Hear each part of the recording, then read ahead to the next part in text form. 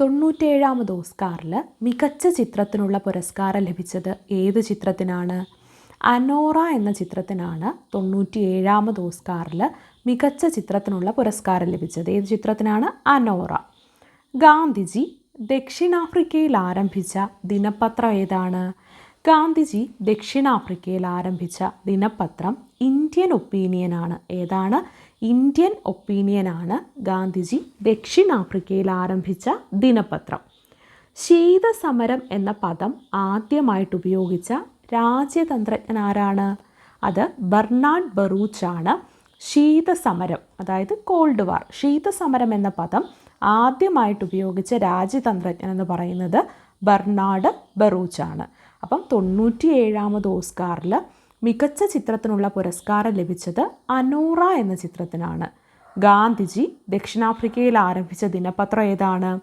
Indian ഒപ്പീനിയനാണ് Gandhiji ദക്ഷിണാഫ്രിക്കയിൽ ആരംഭിച്ച ദിനപത്രം. ശീതസമരം എന്ന പദം ആദ്യമായിട്ട് ഉപയോഗിച്ച രാജ്യതന്ത്രജ്ഞൻ ആരാണ്? ബെർണാഡ് ബറൂച്ച് ആണ് ശീതസമരം എന്ന പദം ആദ്യമായിട്ട് ഉപയോഗിച്ച രാജ്യതന്ത്രജ്ഞൻ. ഗ്രാമത്തലവന്മാർ നികുതി പിരിച്ചെടുക്കുന്ന സമ്പ്രദായം അറിയപ്പെടുന്ന പേരെന്താണ്? ഗ്രാമത്തലവന്മാർ നികുതി പിരിച്ചെടുക്കുന്ന സമ്പ്രദായത്തെ മഹൽവാരി വ്യവസ്ഥ എന്നാണ് അറിയപ്പെട്ടത്. എന്താണ്? ഗ്രാമത്തലവന്മാർ നികുതി പിരിച്ചെടുക്കുന്ന സമ്പ്രദായത്തെ മഹൽവാരി വ്യവസ്ഥ എന്നാണ് അറിയപ്പെട്ടത്. അലിഗഡ് പ്രസ്ഥാനത്തിൻ്റെ സ്ഥാപകൻ ആരാണ്? അലിഗഡ് പ്രസ്ഥാനത്തിൻ്റെ സ്ഥാപകൻ സർ സെയ്ദ് അഹമ്മദ് ഖാനാണ്. ആരാണ്? സർ സെയ്ദ് അഹമ്മദ് ഖാനാണ് അലിഗഡ് പ്രസ്ഥാനത്തിൻ്റെ സ്ഥാപകൻ. ഇന്ത്യൻ ദേശീയ പത്രപ്രവർത്തനത്തിൻ്റെ സ്ഥാപകൻ ആരാണ്?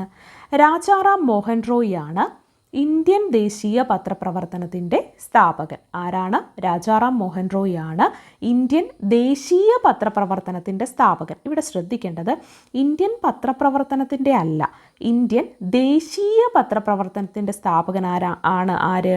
രാജാറാം മോഹൻ റോയ്. ആ ഒരു ചോദ്യം നന്നായി ശ്രദ്ധിക്കുക. ഇന്ത്യൻ ദേശീയ പത്രപ്രവർത്തനത്തിൻ്റെ സ്ഥാപകനാണ് രാജാറാം മോഹൻ റോയ്. ഒരിക്കലും ഇന്ത്യൻ പത്രപ്രവർത്തനത്തിൻ്റെ അല്ല എന്നതാണ് ശ്രദ്ധിച്ചു മനസ്സിലാക്കേണ്ടത്. ഇന്ത്യൻ പത്രപ്രവർത്തനത്തിൻ്റെ പിതാവെന്ന് പറയുന്നത് ജെയിംസ് അഗസ്റ്റസ് ഹിക്കിയാണ്. ഇന്ത്യൻ ദേശീയ പത്രപ്രവർത്തനത്തിൻ്റെ പിതാവാണ്, ദേശീയ പത്രപ്രവർത്തനത്തിൻ്റെ സ്ഥാപകനാണ് രാജാറാം മോഹൻ റോയ്. എന്താണ്? ഇന്ത്യൻ ദേശീയ പത്രപ്രവർത്തനത്തിൻ്റെ സ്ഥാപകനാണ് രാജാറാം മോഹൻ റോയ്. ഇന്ത്യൻ അസോസിയേഷൻ സ്ഥാപിച്ച വ്യക്തി ആരാണ്? ഇന്ത്യൻ അസോസിയേഷൻ സ്ഥാപിച്ചത് സുരേന്ദ്രനാഥ ബാനർജിയാണ്. ആരാണ്? സുരേന്ദ്രനാഥ ബാനർജിയാണ് ഇന്ത്യൻ അസോസിയേഷൻ സ്ഥാപിച്ചത്. ഹിമാലയത്തിൻ്റെ വടക്കുഭാഗത്തുള്ള ഇന്ത്യയിലെ ഏക ദേശീയോദ്യാനം ഏതാണ്? ഹിമാലയത്തിൻ്റെ വടക്കുഭാഗത്തുള്ള ഇന്ത്യയിലെ ഏക ദേശീയോദ്യാനം ഹെമിസ് ആണ്. എന്താണ്? ഹിമാലയത്തിൻ്റെ വടക്കുഭാഗത്തുള്ള ഇന്ത്യയിലെ ഏക ദേശീയോദ്യാനം ഹെമിസ് ആണ്. കേരളത്തിലെ ആദ്യത്തെ റിസർവ് വനം ഏതാണ്? കേരളത്തിലെ ആദ്യത്തെ റിസർവ് വനമാണ് കോന്നി. ഏതാണ്? കോന്നിയാണ് കേരളത്തിലെ ആദ്യത്തെ റിസർവ് വനം. കേരള സംസ്ഥാനത്തിൻ്റെ ആദ്യത്തെ വിദ്യാഭ്യാസ മന്ത്രി ആരായിരുന്നു? കേരള സംസ്ഥാനത്തിൻ്റെ ആദ്യത്തെ വിദ്യാഭ്യാസ മന്ത്രി ജോസഫ് മുണ്ടശ്ശേരി ആയിരുന്നു. ആരാണ്? ജോസഫ് മുണ്ടശ്ശേരി. ഒരു പകർച്ചവ്യാധിയുടെ പ്രഭവ കേന്ദ്രമായിട്ട് 1960കളിൽ ഇന്ത്യ കണക്കാക്കപ്പെട്ടിരുന്നു. ഏതാണ് ആ രോഗം? വസൂരിയുടെ പ്രഭവ കേന്ദ്രമായിട്ടാണ് 1960കളിൽ ഇന്ത്യ കണക്കാക്കപ്പെട്ടത്. അപ്പം ഹിമാലയത്തിൻ്റെ വടക്കുഭാഗത്തുള്ള ഇന്ത്യയിലെ ഏക ദേശീയോദ്യാനമാണ് ഹെമിസ്. കേരളത്തിലെ ആദ്യത്തെ റിസർവ് വനമാണ് കോന്നി. കേരള സംസ്ഥാനത്തിൻ്റെ ആദ്യത്തെ വിദ്യാഭ്യാസ മന്ത്രി ആരാണ്? ജോസഫ് മുണ്ടശ്ശേരിയാണ്. ഒരു പകർച്ചവ്യാധിയുടെ പ്രഭവ കേന്ദ്രമായിട്ട് 1960കളിൽ ഇന്ത്യ കണക്കാക്കപ്പെട്ടത് ഏത് രോഗത്തെയാണ്? വസൂരിയുടെ പ്രഭവ കേന്ദ്രമായിട്ടാണ് 1960കളിൽ ഇന്ത്യ കണക്കാക്കപ്പെട്ടത്. ലിബ്ര ഓഫീസിൽ ലഭ്യമായിട്ടുള്ള വേഡ് പ്രോസസ്സിംഗ് സോഫ്റ്റ്വെയർ ഏതാണ്? ലിബ്ര ഓഫീസിൽ ലഭ്യമായിട്ടുള്ള വേഡ് പ്രോസസ്സിംഗ് സോഫ്റ്റ്വെയർ ആണ് റൈറ്റർ. എന്താണ്? ലിബ്ര ഓഫീസിൽ ലഭ്യമായിട്ടുള്ള വേഡ് പ്രോസസ്സിംഗ് സോഫ്റ്റ്വെയർ ഏതാണ്? റൈറ്റർ ആണ്. ഏറ്റവും ജനപ്രിയമായ ആദ്യത്തെ വെബ് ബ്രൗസർ ഏതാണ്? മൊസൈക്ക് ആണ് ഏറ്റവും ജനപ്രിയമായിട്ടുള്ള ആദ്യത്തെ വെബ് ബ്രൗസർ. തെക്ക് കിഴക്കൻ ഏഷ്യൻ സോക്രട്ടീസ് എന്നറിയപ്പെടുന്ന വ്യക്തി ആരാണ്? തെക്ക് കിഴക്കൻ ഏഷ്യൻ സോക്രട്ടീസ് എന്നറിയപ്പെടുന്നത്, ശ്രദ്ധിക്കുക, തെക്ക് കിഴക്കൻ ഏഷ്യൻ സോക്രട്ടീസ് എന്നറിയപ്പെടുന്നത് EV രാമസ്വാമി നായ്ക്കറാണ്. ആരാണ്? EV രാമസ്വാമി നായ്ക്കറാണ്. അപ്പം ലിബ്ര ഓഫീസിൽ ലഭ്യമായിട്ടുള്ള വേഡ് പ്രോസസ്സിംഗ് സോഫ്റ്റ്വെയർ ഏതാണ്? റൈറ്ററാണ്. ഏറ്റവും ജനപ്രിയമായിട്ടുള്ള ആദ്യത്തെ വെബ് ബ്രൗസറാണ് മൊസൈക്ക്. തെക്ക് കിഴക്കൻ ഏഷ്യൻ സോക്രട്ടീസ് എന്നറിയപ്പെടുന്നത് EV രാമസ്വാമി നായ്ക്കറാണ്. ഭരണഘടനയുടെ ആമുഖത്തിൽ പ്രതിപാദിക്കുന്ന വാക്കുകൾ ഏതൊക്കെയാണ്? പരമാധികാര, സ്ഥിതിസമത്വ, മതേതര, ജനാധിപത്യ റിപ്പബ്ലിക്. എന്താണ്? പരമാധികാര, സ്ഥിതിസമത്വ, മതേതര, ജനാധിപത്യ റിപ്പബ്ലിക്. എന്താണ്? പരമാധികാര, സ്ഥിതിസമത്വ, മതേതര, ജനാധിപത്യ റിപ്പബ്ലിക്. അപ്പോൾ ഭരണഘടനയുടെ ആമുഖത്തിൽ പ്രതിപാദിക്കുന്ന വാക്കുകളാണ് പരമാധികാര, സ്ഥിതിസമത്വ, മതേതര, ജനാധിപത്യ റിപ്പബ്ലിക്.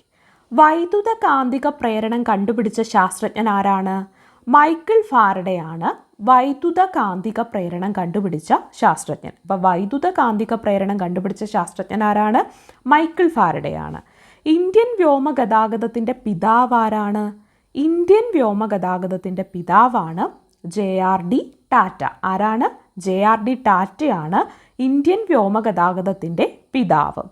തുല്യരിൽ ഒന്നാമൻ അല്ലെങ്കിൽ ക്യാബിനറ്റിലെ ആണിക്കല്ല് എന്നിങ്ങനെയൊക്കെ അറിയപ്പെടുന്നത് ആരാ?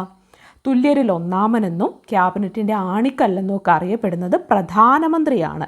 ആരാണ്? പ്രധാനമന്ത്രിയാണ്. അപ്പം ഭരണഘടനയുടെ ആമുഖത്തിൽ പ്രതിപാദിക്കുന്ന വാക്കുകളേവ? ഒരുപാട് തവണ ചോദിച്ചിട്ടുള്ളൊരു ക്വസ്റ്റ്യനാണ്. പരമാധികാര, സ്ഥിതിസമത്വ, മതേതര, ജനാധിപത്യ റിപ്പബ്ലിക് എന്നാണ് ഭരണഘടനയുടെ ആമുഖത്തിൽ പ്രതിപാദിക്കുന്ന വാക്കുകൾ. വൈദ്യുത കാന്തിക പ്രേരണം കണ്ടുപിടിച്ച ശാസ്ത്രജ്ഞൻ ആരാണ്? മൈക്കിൾ ഫാരഡേ ആണ്. ഇന്ത്യൻ വ്യോമഗതാഗതത്തിൻ്റെ പിതാവ് ആരാ? JRD ടാറ്റയാണ്. ആരാണ്? JRD ടാറ്റയാണ് ഇന്ത്യൻ വ്യോമഗതാഗതത്തിൻ്റെ പിതാവ്. തുല്യരിൽ ഒന്നാമൻ, ക്യാബിനറ്റിലെ ആണിക്കല്ല് എന്നിങ്ങനെയൊക്കെ അറിയപ്പെടുന്നത് ആരാ? പ്രധാനമന്ത്രിയാണ് ഇങ്ങനെയൊക്കെ അറിയപ്പെടുന്നത്. എങ്ങനെ? തുല്യരിൽ ഒന്നാമനെന്നും ക്യാബിനറ്റിൻ്റെ ആണിക്കല്ലെന്നും. കേരള സംസ്ഥാന പട്ടികജാതി പട്ടികവർഗ കമ്മീഷൻ നിലവിൽ വന്നതെന്നാ?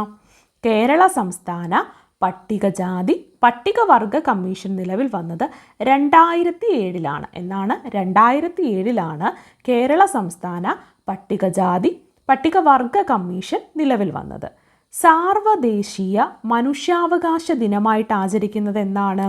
സാർവദേശീയ മനുഷ്യാവകാശ ദിനമായിട്ട് ആചരിക്കുന്നത് ഡിസംബർ 10 എന്നാണ്. ഡിസംബർ 10. 4ാം സംസ്ഥാന ഭരണപരിഷ്കാര കമ്മീഷൻ്റെ അധ്യക്ഷൻ ആരായിരുന്നു?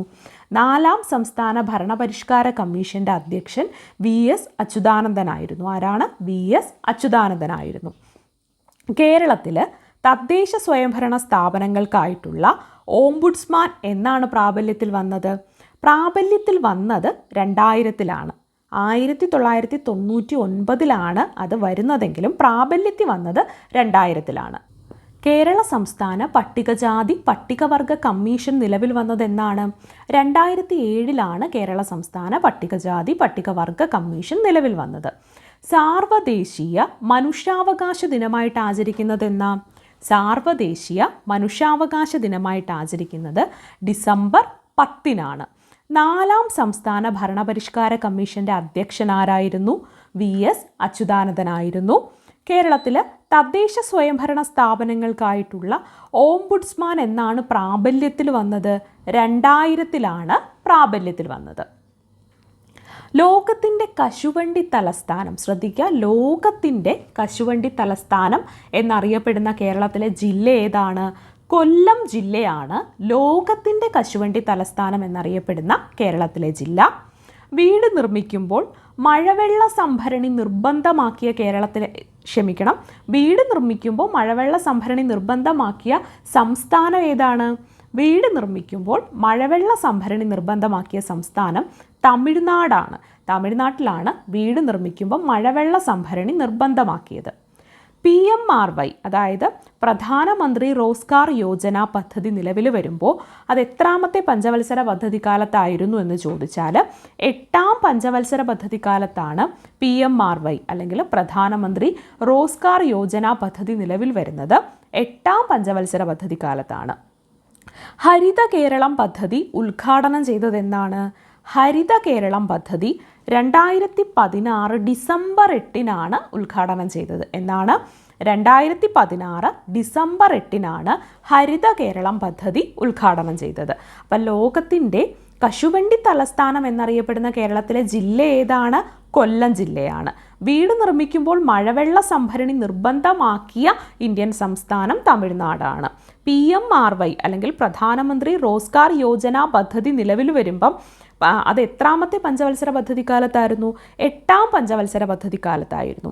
ഹരിത കേരളം പദ്ധതി ഉദ്ഘാടനം ചെയ്തത് ഏത് വർഷമാണ്? 2016 ഡിസംബർ 8-നാണ് ഹരിത കേരളം പദ്ധതി ഉദ്ഘാടനം ചെയ്തത്.